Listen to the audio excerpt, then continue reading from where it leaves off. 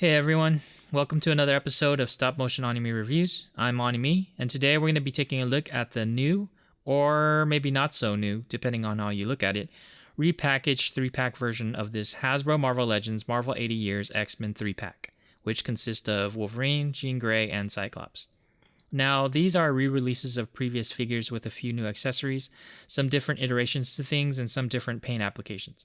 Many will probably see this as a cash grab on Hasbro's part, but I guess that depends on whether or not you have the previous Wolverine and Cyclops figures.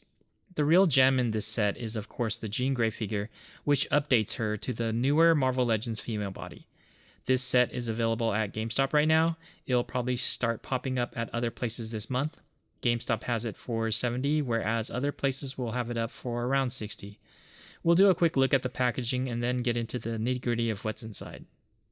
Now, the box is designed in the style of the 1992 X-Men trading cards, so you've got the same kind of color scheme from those cards with the neon blue and pink colors for the heroes. Does that mean we're going to get some kind of X-Men supervillains in a black and purple variants of the packaging? I don't know, but that's definitely a possibility. Taking a look at the front of the box here, the Marvel Legends logo is at the top. Beneath the logo is a clear window displaying the 3 figures, Wolverine, Jean Grey, and Cyclops, as well as the accessories that comes with each figure. Beneath that, the 80 Years logo is at the left, followed by the X-Men logo in the center and the names of the characters and the Hasbro logo. For some reason, Cyclops is listed as Marvel's Cyclops, which I find kind of funny as Jean and Wolverine don't get that distinction. Along the spine of the box is the original card's artwork and styling. On the back of the packaging is the same thing with the artwork of the cards, except this time we also get a render of the back of those cards, which displays the character's name, height, weight, their first appearance, a graph with power levels that doesn't really label anything, so you have to guess which plot is what, and a little bio read-up. It's not an exact replica of the original back of the cards, as I believe the label above each character's stats didn't say X-Men, but instead it said Cerebro Scan, and the bio read-up is along the lines of your standard Hasbro Marvel Legends read-up with the multiple languages and such. For anyone who cares, the stats from left to right are supposed to be energy projection, then mental powers, strength, fighting ability, and then intelligence. On the other side of the box is the same thing as the opposite side, but interestingly, Marvel Legends side art is usually mirrored, but this one isn't, probably because of them being cards with the characters' names and all. Out of the box, but still in the plastic, each character is separated into their figures along with their accessories. Wolverine gets the most accessories and Jean gets the least, though, in a way, she is the newest and probably most wanted of the 3. The backdrop insert features an art piece of a collection of the X-Men 92 cards as well in gold or yellow and a giant X-Men logo. And out of the plastic we get our 3 X-Men, Cyclops, Wolverine, and Jean. The Cyclops and Wolverine for the most part are pretty much the same figures we've gotten, the extras being Cyclops' new fighter pilot jacket and Wolverine's berserker ripped mask and bone claws. If you really want these looks, then I guess this set will satisfy you.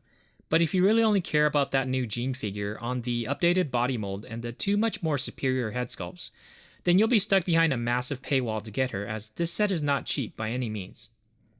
It's possible she might release separately later on, as we know Hasbro loves to re-release things, as it's cheaper and more profitable for them, so you could always hold out. But that's a risk you would be taking since it's not assured that would be the case. But looking at the figures themselves, the color scheme is a much better suited look than the original figures. There is definitely a much more muted or matted look to the colors, and I think it looks nicer.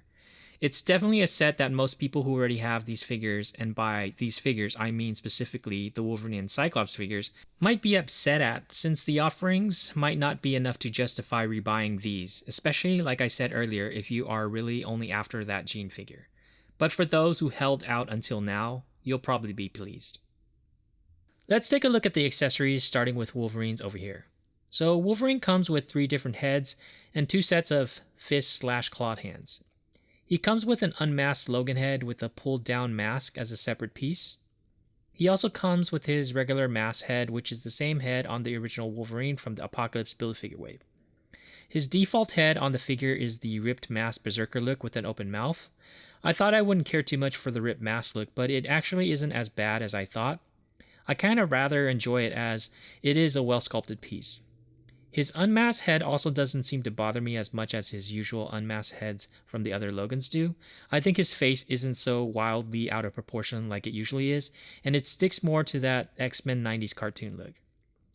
He comes default with the bone claws on the figure, but he also includes the standard regular adamantium claws. Unfortunately, this is the old same claw and fist design with the same problems. On mine, one hand has pretty straight claws, but the other one simply cannot align to be straight. They are always a little spread out, so that is a bit bothersome. The new bone claws have a superior design as the claw caps actually separate from the hands, allowing for a more sturdy design, and thus the bone claws tend to always be straight. Another thing is the bone claws are larger than the adamantium ones, which is just weird since you would think that with an extra coat of metal over them, the adamantium ones would be larger, but we are talking about an older design of the claws being used. It's wishful thinking, but it would be nice to have a new updated claws on this new fist design. Just taking a closer look at the different heads, the ripped one is well sculpted with lots of nice details. There is nice wrinkles around his eyes, scuff marks and tears along the black portions of the mask, as well as some what looks like bullet hole marks and scuffs. A lot of nice details. One side of the black piece is kind of bent out of shape. He's got a good open mouth angry face look to him, and some hair sticking out from the torn out yellow portions on the top of his mask. It's a very well executed and nicely sculpted face. His regular mask is, like I said, the same mask from before. It was always a good sculpt, so it is still a good sculpt. Nothing much to really say. It worked before, so it's fine. I guess it would have been nice to have an open mouth yelling kind of look for this one without the tears and damage, but it is what it is, I guess. His unmasked head looks cartoony and okay. I'm not as bothered by it as much as I am by the usual unmasked looks they give him, like I said earlier. There appears to even be some details around his chin and mouth area, almost like stubble and hair but unpainted. No real detailings in the painted hair. The pulled off mask portion sits around his neck. It doesn't sit exactly flush, but it's fine. It's made of a really soft, pliable plastic. The plugs in the claws are different. Here you can see the two types of claws that comes with the figures. The middle and bottom ones are the ones with this Wolverine. The top claws come from the X-Force version of Wolverine. It's the newer, more stylized look to the claws. As you can see, the bone claws on the bottom have the little caps on it, and the insertion portion is much larger. The middle normal claws have the little rinky-dink insertion point that is rather weak and flimsy and kind of difficult to work with. The top claw from the different X-Force version is a thicker, more dense insertion point, but not as long as the bone version. The X-Force claws can be wedged into the bone claw hands, although you won't have the metal caps if that bothers anyone. They are a little tricky to get in as they are slightly thicker than the bone ones, but they will fit. And you can see just how they look compared to the older, slimmer adamantium ones. The only accessory Jean comes with are the two different head sculpts. So we have one that is based more along the lines of the 90s comic look, with the flowing hair and different covers on her cheek, being more straight down and showing more of her face. Her expression has her mouth a bit pouty looking, showing a bit of her teeth. The other look is the 90s cartoon look with the ponytail and angular cheek covers, kind of like the ones on Gambit and Havoc. Her mouth is closed and she is kind of smirking. Her eyebrows also appear thicker, at least the way it's painted on mine it does. From what I have gathered online, the consensus tends to lean towards the ponytail look in favor of the closed mouth, but I actually prefer the long, wavy, slightly open mouth sculpt. I think the ponytail sculpt shapes her face in an angular way, and that's accentuated by the lack of her hair to contrast it since it's tied up. I actually thought I would like the ponytail head more, but after getting the figure, I think the loose hair look is more of what I think of when I think of Jean.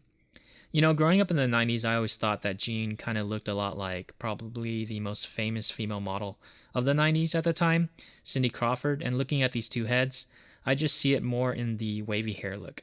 Of course, the wavy hair look has its disadvantages, as it's very top-heavy and it limits articulation. The way it's sculpted, it also shapes the way the head would turn, so if Jean is looking over her right shoulders, their hair swoops and looks natural like it's flowing in the wind, but it doesn't look as good looking over the left shoulder, at least in my opinion.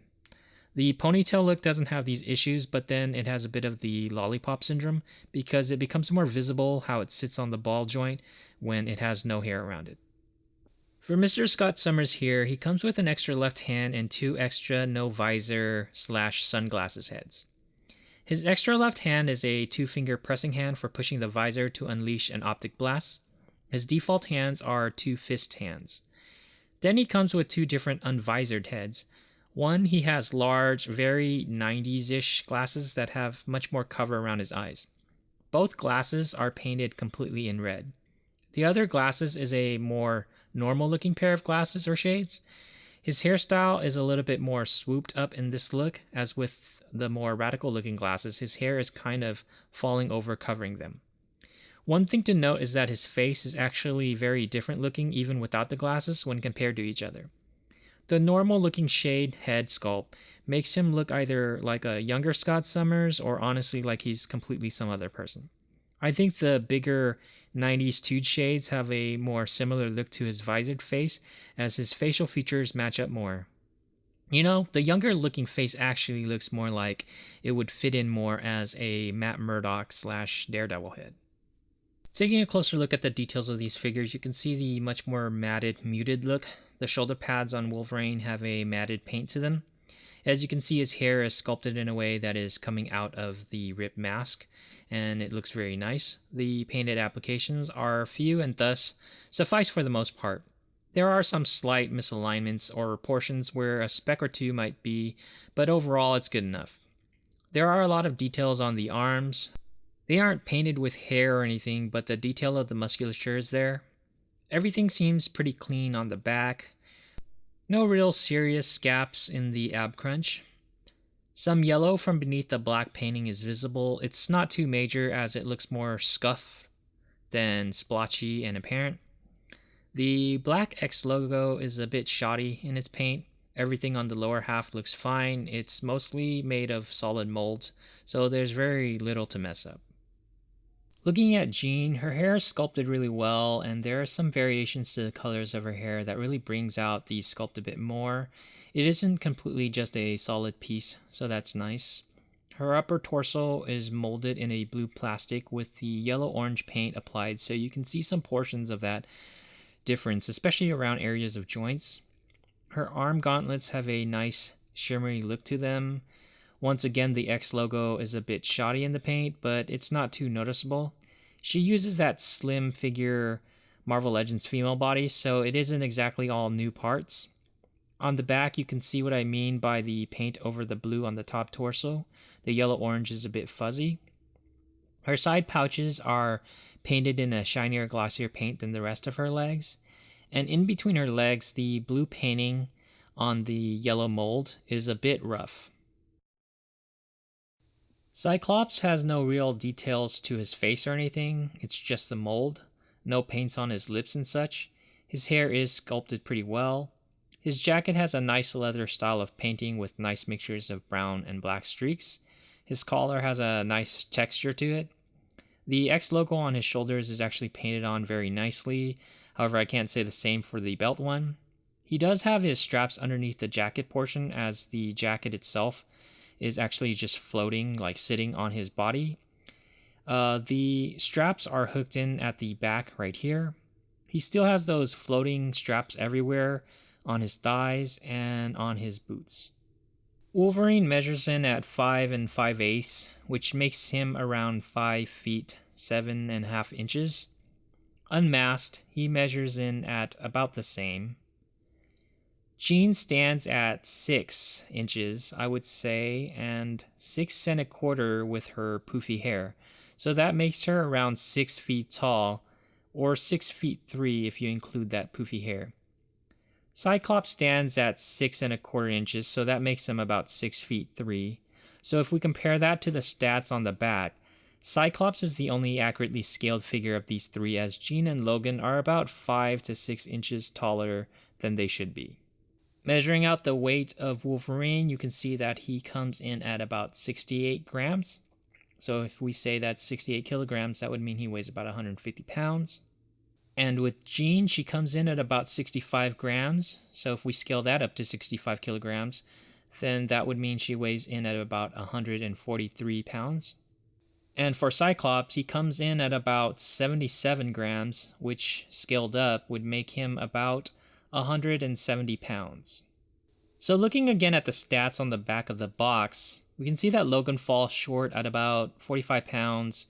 Jean is a bit over by 33 pounds, and Scott is actually pretty close, measuring in at about 170 pounds, and he's supposed to be 175. So that's kind of actually interesting. So let's take a look at articulation, starting with Wolverine. As you can see, he can look his head down pretty good. His chin is pretty much touching his collarbone. And looking up, he can pretty much look up all the way, although his head might pop off sometimes. And he can also spin his head 360 degrees.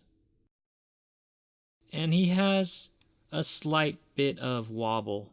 His shoulder pads are ported into the sides of his shoulder, so they do have articulation and can be adjusted to move up or down, depending on posing purposes.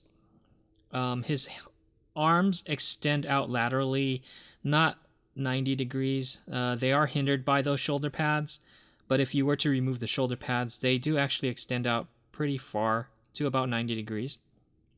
He's got rotation at the upper bicep and at the shoulder and also at the wrist. And that wrist also has a hinge that allows it to bend in and actually downwards at about 90 degrees. And he also has double jointed elbows that allow him to bend his arm about 90 degrees because of the massiveness of his bicep, which prevents it from going in any further. He has butterfly joints that allow him to shift his shoulders forwards and backwards that allow for more dynamic Wolverine clawed poses, so that's good. He can not really bend backwards at that ab joint, but he can bend forwards pretty much all the way, so he can have that crouching forward looking face kind of look. The waist cut is right underneath the belt, and the belt is loose, so you can actually adjust that. And so he actually has 360 degrees rotation at that waist. He can do the splits well enough for what you would need for Wolverine to be able to do the splits. He has an upper thigh cut that allows for 360 degrees of rotation. And now looking at the thigh, I can see that there is discoloration between the top portion and the bottom portion of where that upper thigh cut is, so the colors don't exactly match. Wolverine can kick forwards pretty high and backwards quite a bit, actually. He's got double jointed knees that allow him to bend his legs well enough.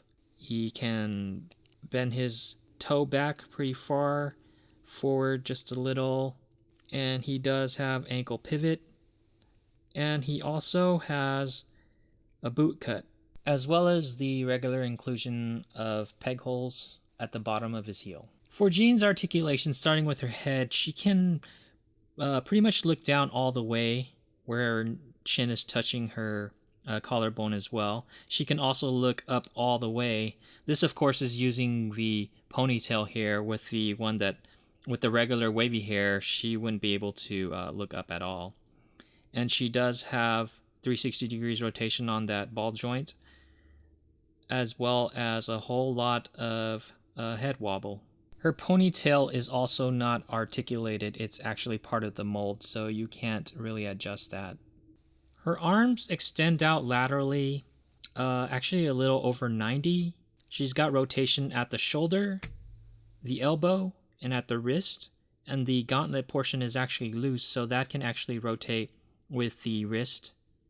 She's got a single jointed elbow that allows her to bend in at about 90 degrees. That's pretty good, actually. And her hand articulation, the hinges will be hindered by the gauntlet unless you move that out of the way, but then that won't look correct because, you know, they're supposed to be on the top of her.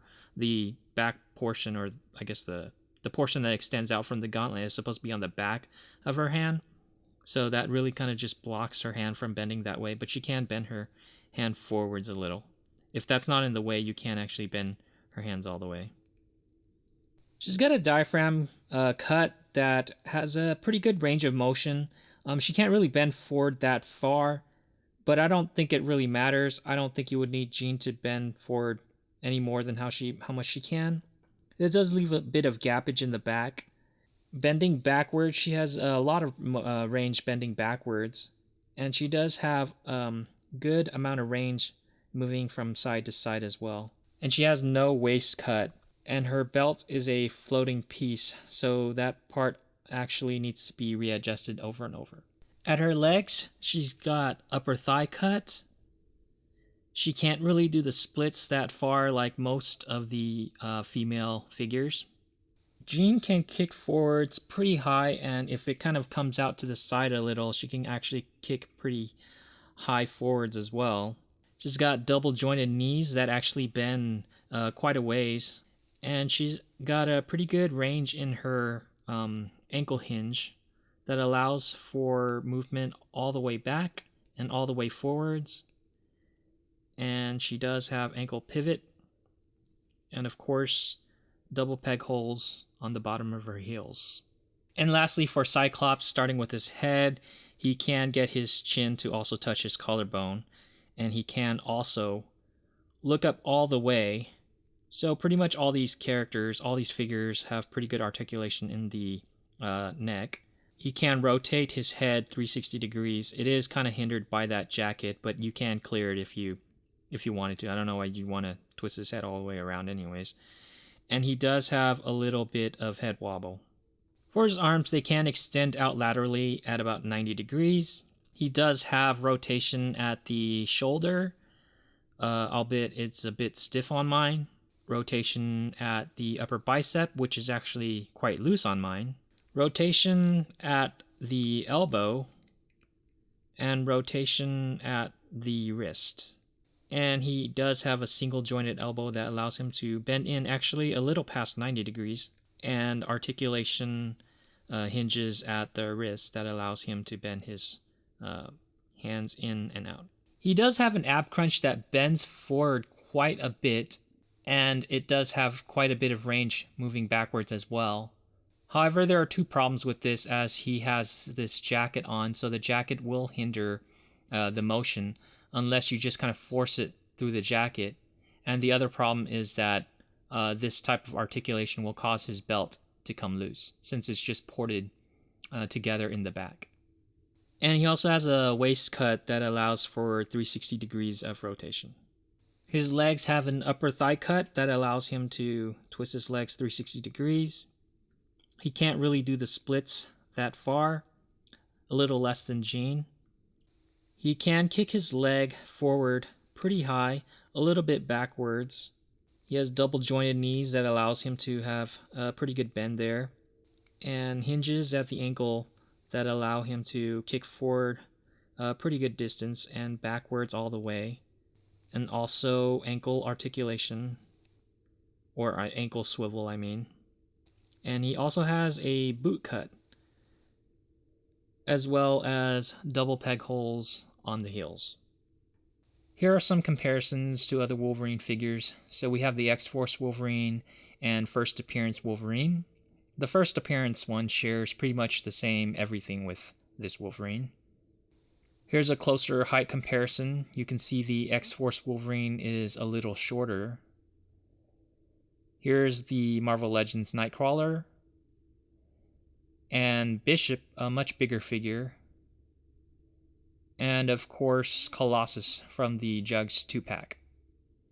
And up next to the two characters he comes with, we first have Jean. And then here's Cyclops.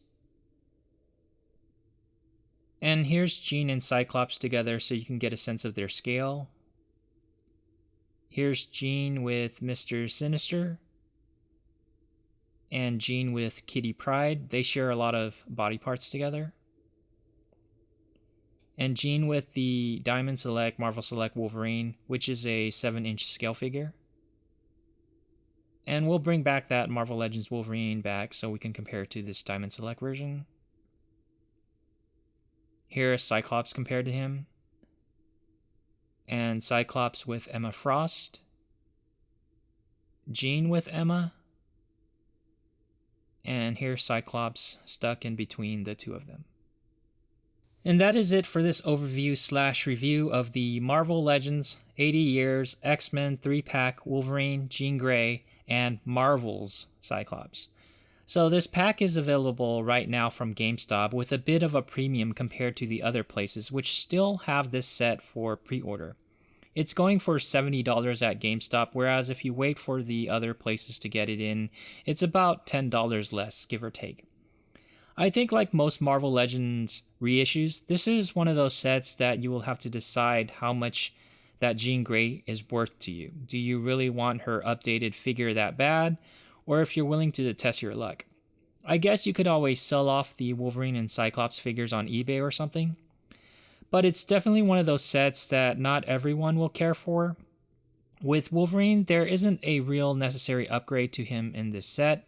It's the same old figure, and even with the bone claws, I don't remember him in this outfit with those claws. I think everyone remembers more of the bandana around the face look, or I guess the pirate-looking Wolverine. Cyclops has his jacket, but that's going to be a personal choice how much that look is worth. He doesn't really come with anything, and I'd rather have had a blasting effect or a head sculpt with that blasting effect rather than these two glasses ones. So it's really that Jean figure that is, I think, the most important in this set.